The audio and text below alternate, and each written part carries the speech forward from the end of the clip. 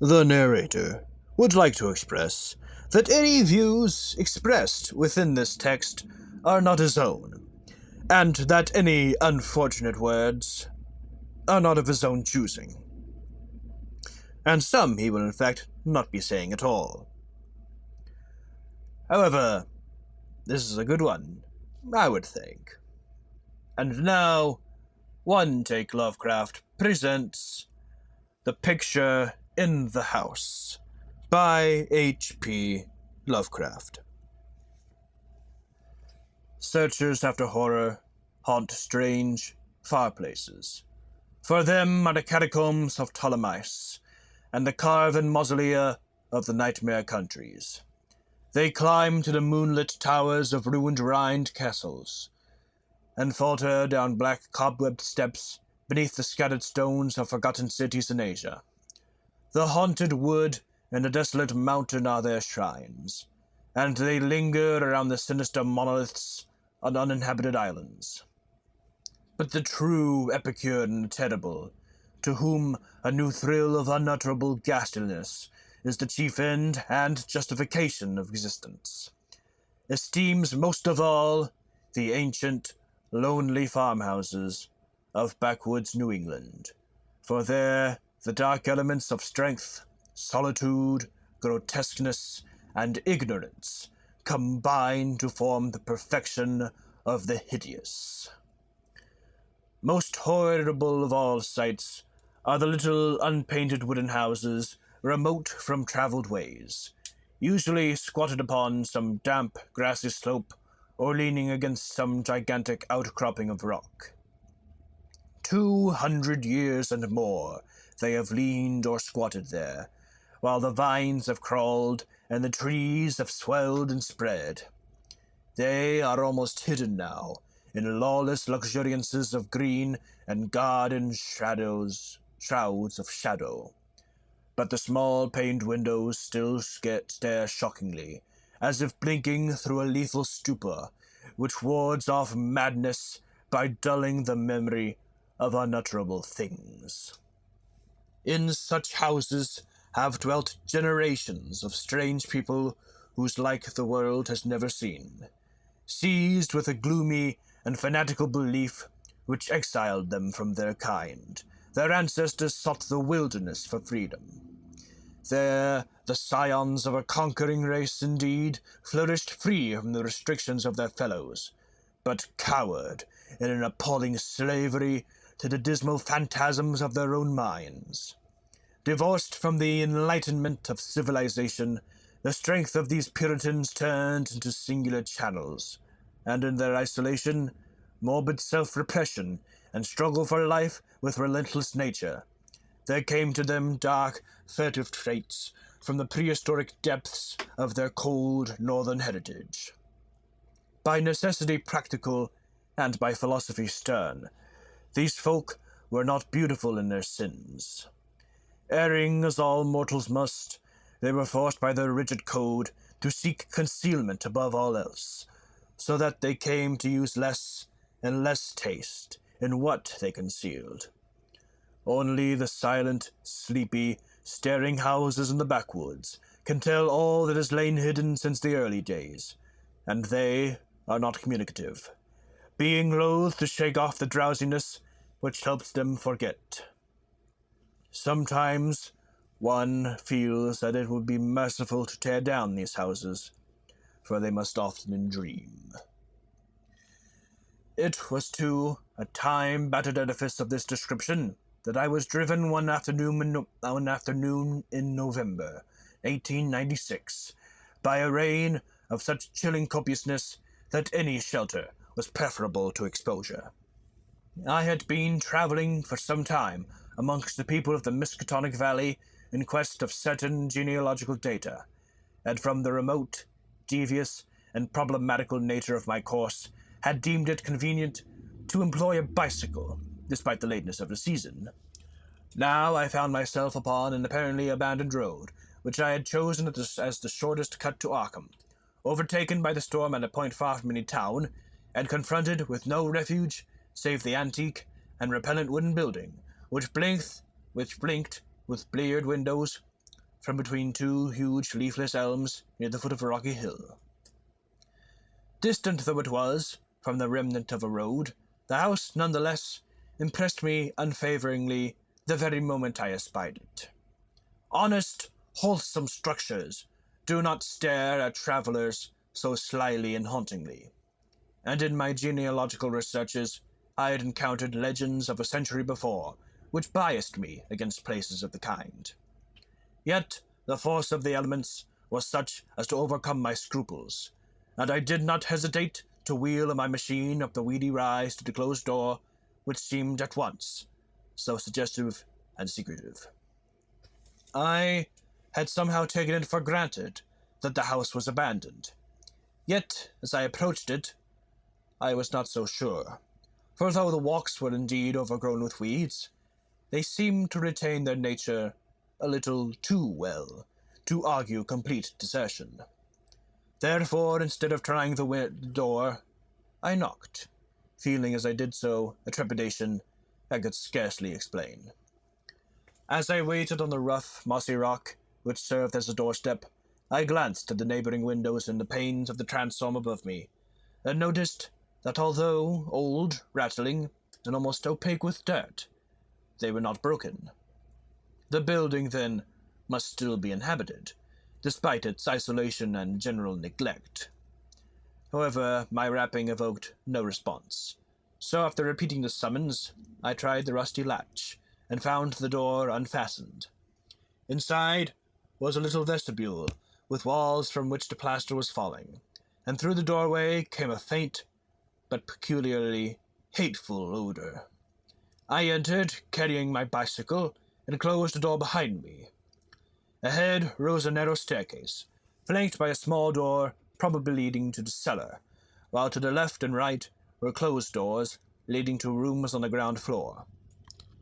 Leaning my cycle against the wall, I opened the door at the left, and crossed into a small, low-ceiled chamber, but dimly lighted by its two dusty windows, and furnished in the barest and most primitive possible way.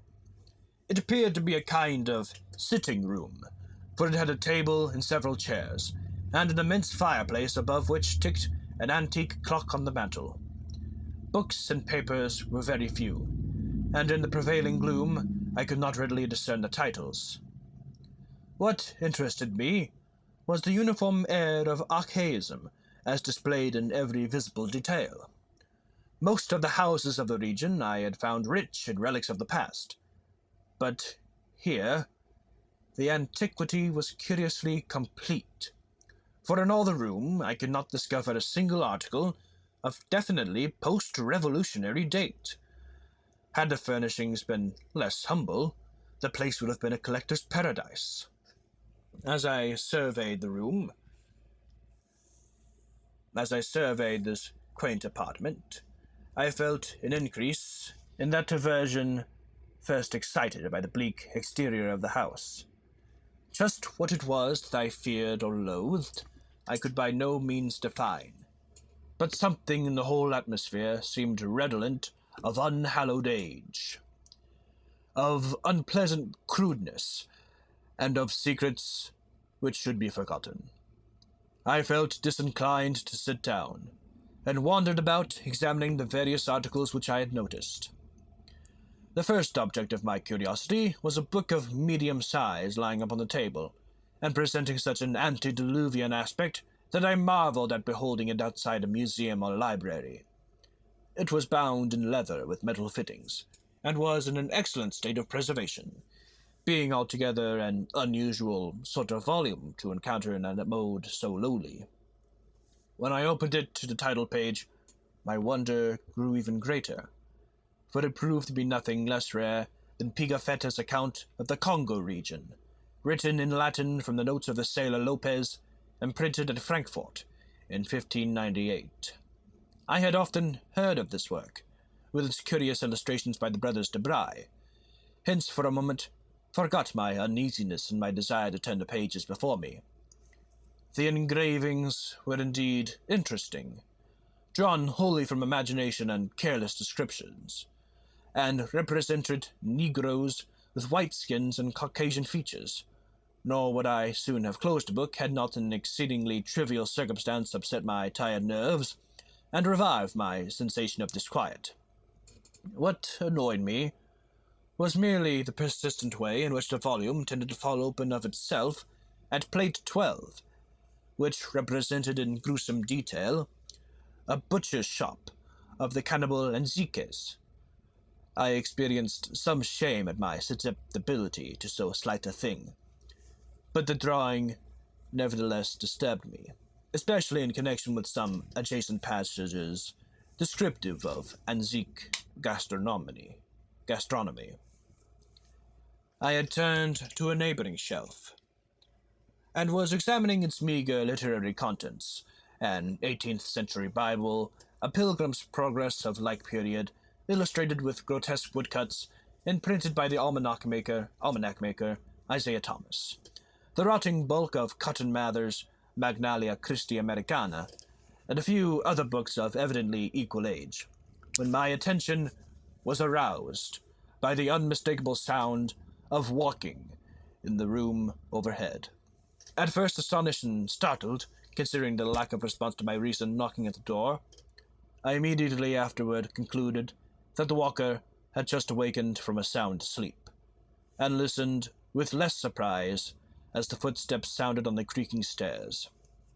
The tread was heavy, yet seemed to contain a curious quality of cautiousness, a quality which I disliked the more because the tread was heavy.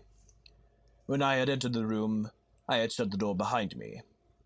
Now, after a moment of silence, during which the walker may have been inspecting my bicycle in the hall, I heard a fumbling at the latch, and saw the paneled door swing open again.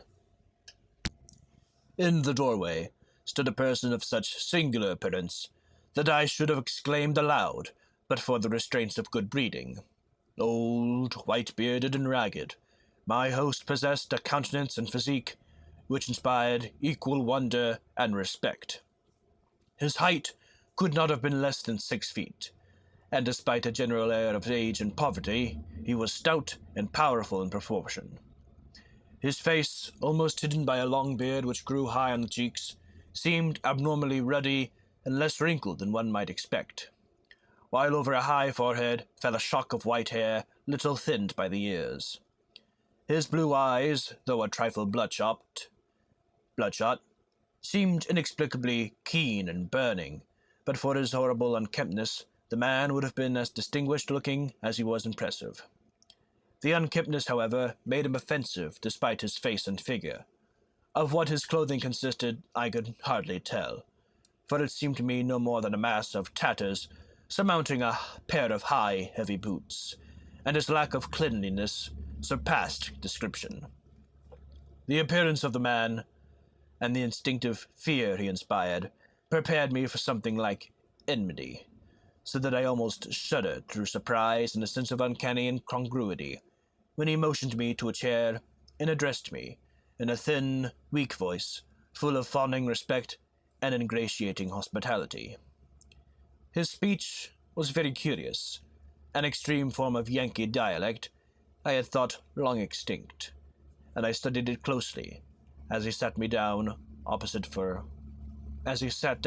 me for conversation. "Ketched in the rain, be ye?" he greeted.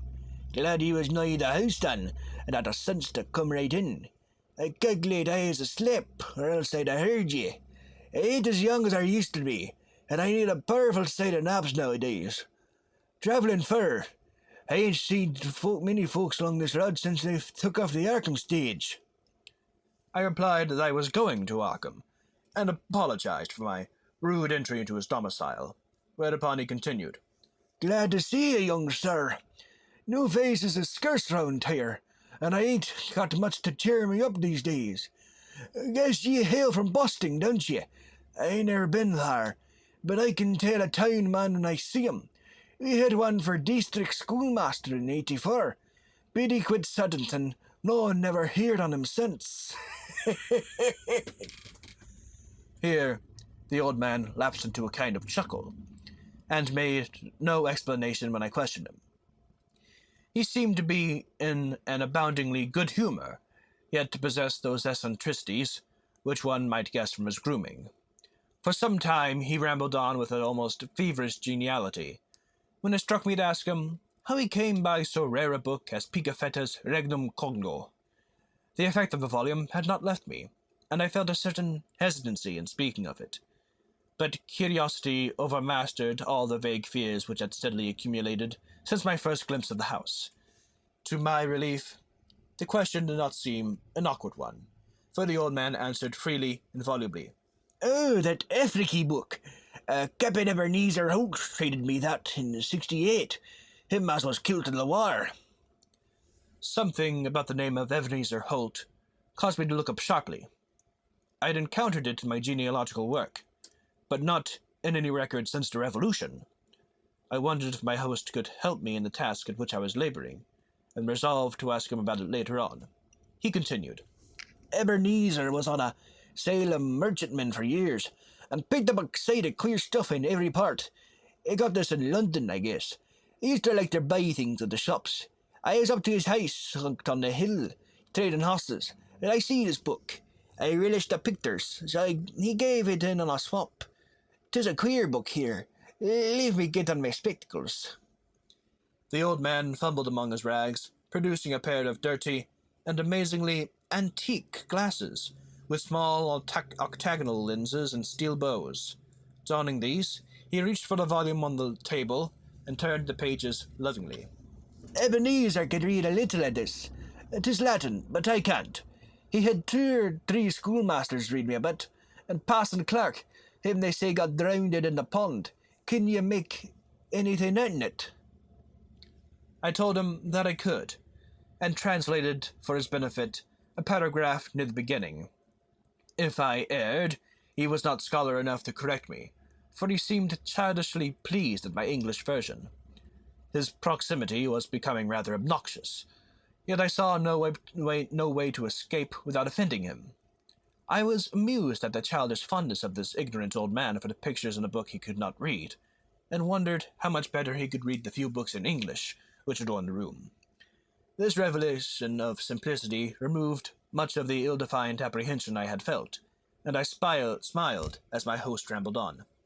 "Queer how pictures can set a body thinking. Take this one here near the front. Have you ever seen trees like that, with big leaves a-flopping over and down, and them can't be inwards. They do beat all. Kinder like Injuns, I guess, even if they be in Africy. Some of these here critters looks like monkeys, or half monkeys and half men, but I never heard of nothing like this, son." Here he pointed to a fabulous creature of the artist, which one might describe as a sort of dragon with the head of an alligator. "But now I'll show you the best one, over here nigh the middle." The old man's speech grew a trifle thicker, and his eyes assumed a brighter glow, but his fumbling hands, though seemingly clumsier than before, were entirely adequate to their mission. The book fell open, almost of its own accord, and as if from frequent consultation of this place, to the repellent 12th plate, showing a butcher's shop amongst the Anzi cannibals. My sense of restlessness returned, though I did not exhibit it. The especially bizarre thing was that the artist had made his Africans look like white men. The limbs and quarters hanging by the walls of the shop were ghastly, while the butcher with his axe was hideously incongruous. But my host seemed to relish the view as much as I disliked it. "What do you think of this? Ain't never seen the like hereabouts, eh? When I see this, I tell Deb Holt. That's something to stir you up and make your blood tickle. When I read in Scripture about slaying, like the Midianites was slew, I kinder think things, but I ain't got no picture of it. Here, a body can see all they is to it. I suppose 'tis sinful, but ain't we all born and living in sin? That feller being chopped up gives me a tickle every time I look at him. I have to keep looking at him. See where the butcher cut off his feet? There's his head on that bench, with one arm side of it, and t'other arm's on the ground side the meat block." As the man mumbled on, in his shocking ecstasy, the expression on his hairy, spectacled face became indescribable, but his voice sank rather than mounted. My own sensations can hardly be recorded. All the terror I had dimly felt before rushed upon me actively and vividly, and I knew that I loathed the ancient and abhorrent creature so near me with an infinite intensity. His madness, or at least his partial perversion, seemed beyond dispute. He was almost whispering now, with a huskiness more terrible than a scream, and I trembled as I listened. As I says, 'tis queer how pictures set you thinking. Do you know, young sir, I'm right sot on this one here.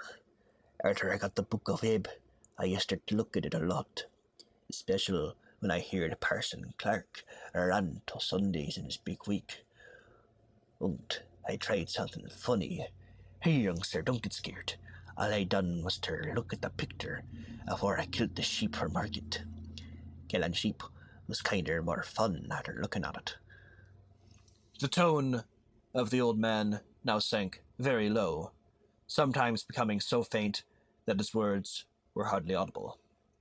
I listened to the rain and to the rattling of the bleared, small-paned windows, and marked a rumbling of approaching thunder, quite unusual for the season.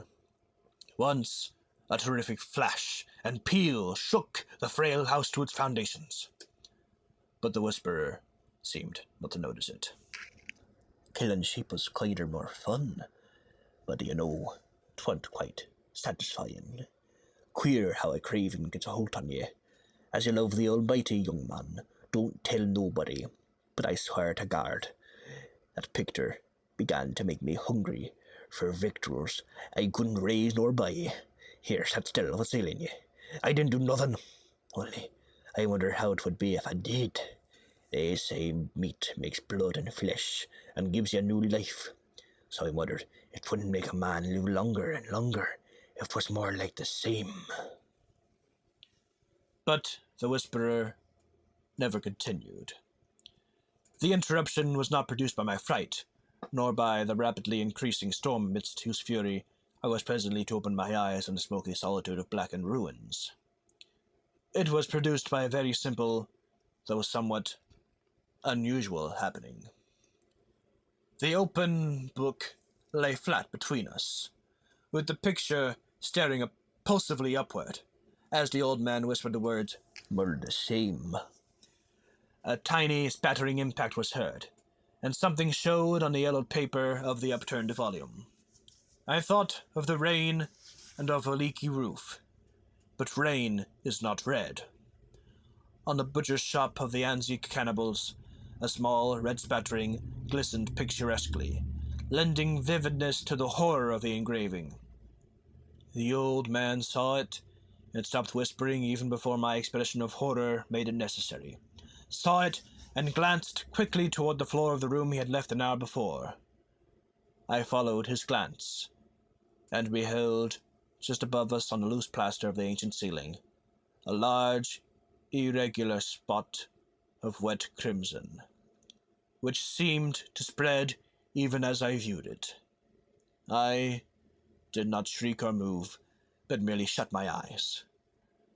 A moment later came the titanic thunderbolt of thunderbolts, blasting that accursed house of unutterable secrets, and bringing the oblivion which alone saved my mind.